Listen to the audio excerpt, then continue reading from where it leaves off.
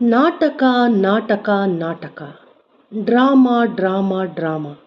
ಜನ್ಮ ಎಂದರೆ ಭೌತಿಕ ಶರೀರದಲ್ಲಿ ಇರುವುದು. ಪುನರ್ಜನ್ಮ ಅಂದರೆ ಈ ಭೌತಿಕ ಶರೀರದೊಳಗೆ ಮತ್ತೆ ಮತ್ತೆ ಮರಳಿ ಬರುವುದು. ಪ್ರತಿಯೊಂದು ಜನ್ಮವು ಅಂದರೆ ಪ್ರತಿಯೊಂದು ಅವತಾರವು ಕೂಡ ಒಂದು ನಾಟಕ. ಪ್ರತಿಯೊಂದು ಜನ್ಮವು ಒಂದು ದೊಡ್ಡ ಅನುಭವ. ಪ್ರತಿಯೊಂದು ನಾಟಕದಲ್ಲಿನ ಪ್ರತಿಯೊಂದು ಹಂತದಲ್ಲಿಯೂ ಸಕಾರಾತ್ಮಕ ಮತ್ತು ನಕಾರಾತ್ಮಕ ಭಾವೋದ್ವೇಗಗಳು ಇರುತ್ತವೆ.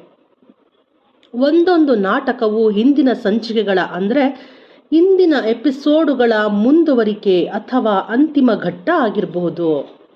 ಪ್ರತಿಯೊಂದು ಆತ್ಮ, ಪ್ರತಿಯೊಂದು ಅಸ್ತಿತ್ವವು ತಾನು ತಾಳಲಿರುವ ಪ್ರತಿಯೊಂದು ಜನ್ಮವನ್ನು ಉತ್ಸಾಹದಿಂದ ಎದುರು ನೋಡುತ್ತಿರುತ್ತದೆ. ಈ ಕಡೆಯಿಂದ ನೋಡಿದಾಗ ಇದೆಲ್ಲವೂ ಅರ್ಥರಹಿತವಾಗಿ ಗೋಚರಿಸುತ್ತದೆ.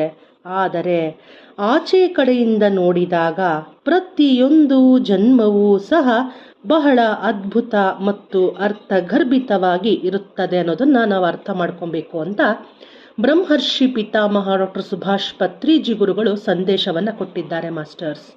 ಧನ್ಯವಾದಗಳು.